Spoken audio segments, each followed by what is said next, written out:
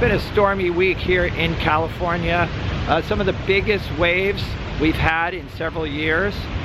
So I'm just out here at Rockaway, going to do a painting. And I'm just going to play around today and see what happens. Here is what I'm working with.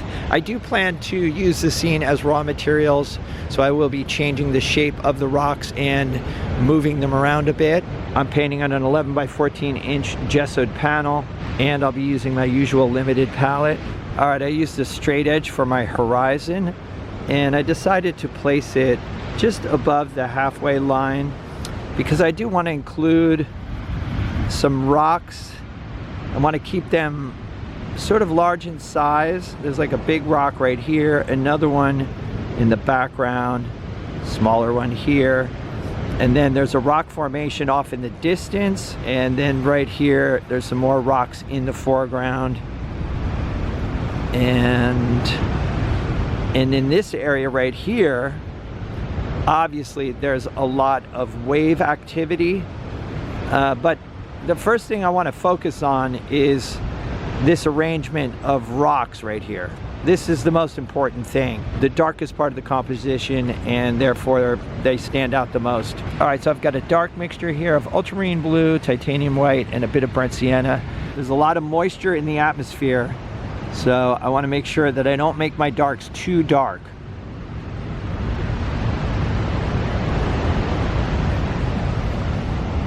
I'm thinking I might be able to do this whole painting just using burnt sienna, ultramarine blue, and titanium white, but we'll see. We'll see how it goes. There's another rock right here. I've added a bit of titanium white and ultramarine blue to hopefully push it back a little bit.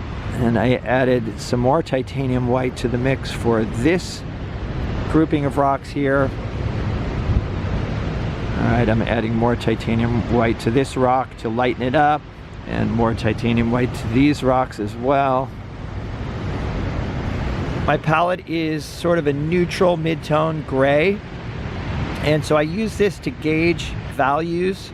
I'm trying to keep my darks close to a mid-tone, so I don't want this mix to be too much darker than the palette.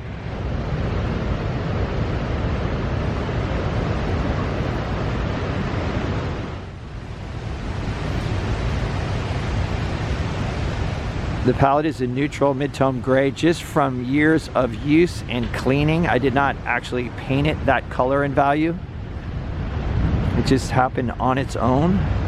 For the sky, I did decide to use a little bit of alizarin crimson here. So I've got titanium white, ultramarine blue, and alizarin crimson. It's sort of a dull purplish mix.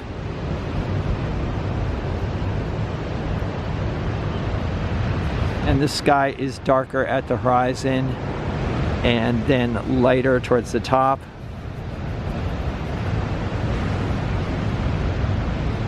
These colors and values are just approximations at this point.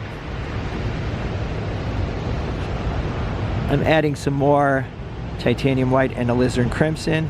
Sometimes adding a bit of alizarin crimson will create a feeling of light in areas like the sky, or even on reflective surfaces or bright surfaces like a sidewalk. Often a very high-key pink will create a feeling of light.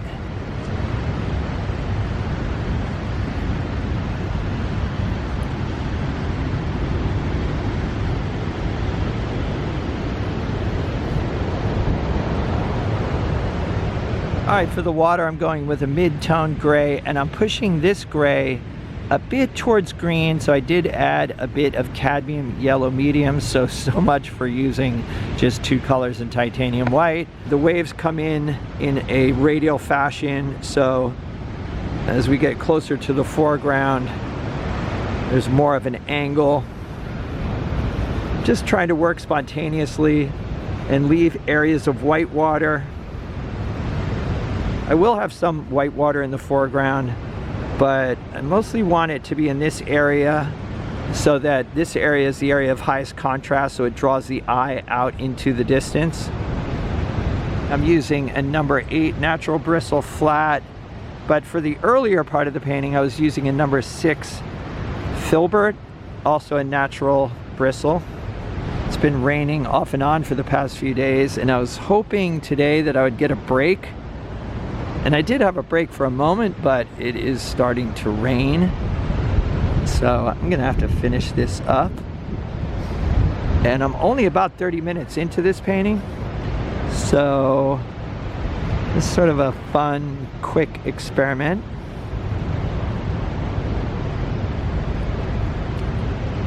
Adding some darker values at the base of the wave in the foreground. And I want to keep the strokes sort of loose and not too thick, because I want to imply motion. There are times when I want brush strokes with intention, and then other times I just want spontaneous, energetic brushwork. And a stormy sea is a good opportunity to have some spontaneous, energetic brush strokes, in my opinion. All right, for the white water, I'm using a mix of titanium white with a touch of cadmium yellow medium. And even though I'm not seeing much yellow in the waves, I do think having a bit of yellow in the white water could be advantageous. And I'm back to using the natural bristle filbert. I'm getting quite a bit of water on my palette here. With the holidays and then this stormy weather, I thought I might miss posting a video this week. And I have not missed a week in 3.5 years. I have grown so much as a painter because of my commitment to these videos. Just by getting out here once a week at least, even when I don't want to, it's really been helpful in improving my painting skills. So I think if you take nothing else away from this video, it's just that persistence is one of the most important things for growth. Just got to keep going and be patient.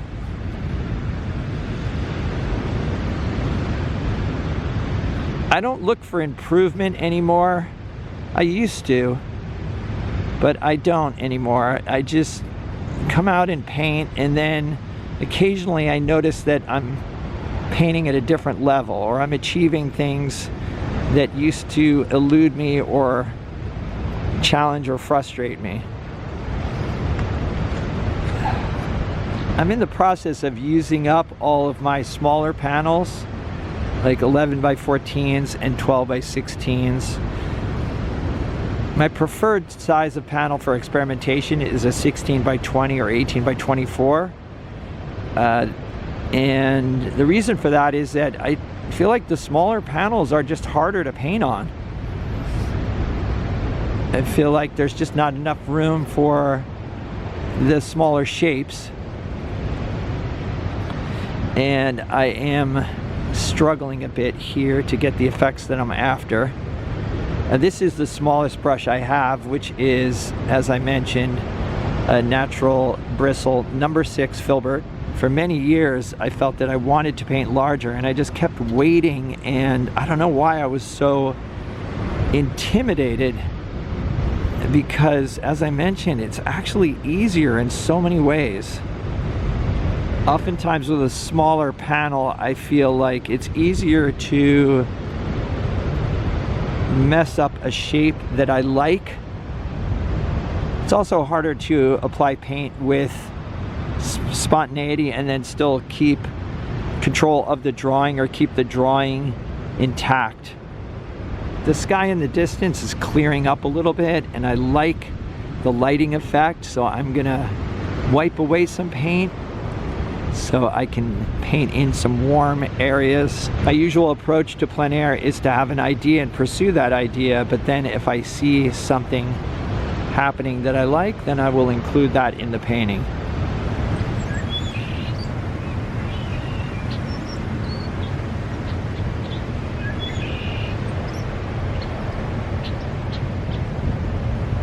All right, so here's what I finished up with. This painting took about an hour to complete. It was finished on site.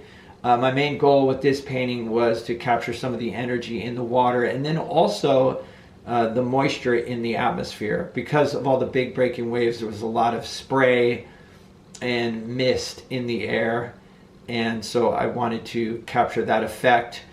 And in order to do that, I decided to keep the values fairly high. So the darkest dark in this painting is about a mid-tone gray, and then I worked up from there. As I mentioned, when I'm plein air painting, I'm always looking for an opportunity to add light or some other interesting effect into the painting. So when there was a bit of a clearing in the sky, I took advantage of that. It gave me an opportunity to have some bits of warm color playing off the cool colors. I think one of the biggest fears people have, or one of the biggest deterrents to plein air painting, is the fear that somebody is going to laugh at you while you're painting. That actually happened today. For the first time, somebody came up, a guy came up from, he was like from behind the easel? No, from in front of the easel. He came around and he looked at the painting and he started laughing. And it didn't bother me at all. I don't care, to be honest with you.